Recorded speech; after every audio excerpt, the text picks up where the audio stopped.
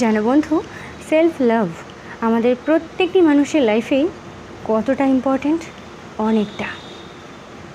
আজকে এটাই বলবো যে নিজেকে ভালো না বাসলে কি কি খারাপ হয়, আর নিজেকে ভালোবাসলে কি কি ভালো হয়। দেখো, ছোট থেকেই আমাদের পরিবার, আমাদের গুরুজনেরা আমাদের শিখিয়েছে অন্যকে রেসপেক্ট করো, অন্যের প্রতি গুরুত্ব দাও, অন্যের প্রতি দায়িত্ববান হও, অন্যকে সম্মান করো, শ্রদ্ধা করো।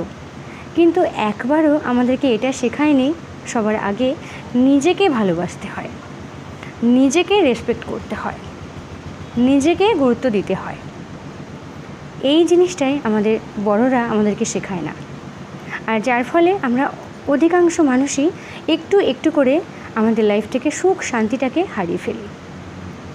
আচ্ছা বলো তো, তুমি যদি নিজেকে ভালো না বাসো, তুমি পারবে তোমার কাছের মানুষগুলোকে ভালো রাখতে, তাদের প্রতি দায়িত্ববান হতে, তাদেরকে সত্যি সত্যি গুরুত্ব দিতে?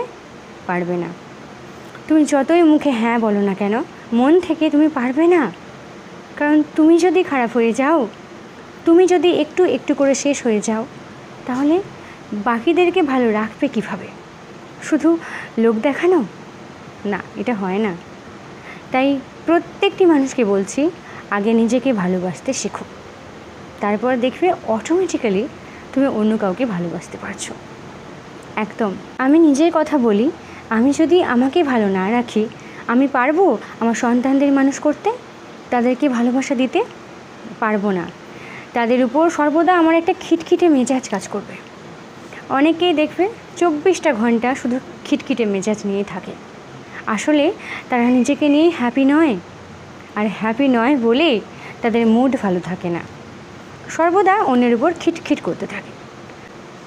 তো নিজেকে ভালোবাসো, দেখবে অন্য কাউকে কখনো খারাপ বলে মনে হবে না, এবং অনেক মানুষের মধ্যেই যে ভালো গুণ আছে তুমি সেই গুণগুলো দেখতে পারবে। না হলে মনে হবে হয়তো আমি একাই সব জানতাম, বাট এটা কখনো নয়।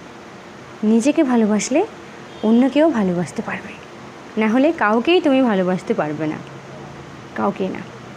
উপর থেকে লোক দেখানো হলেও ভিতর থেকে নয়। ভালো থেকো।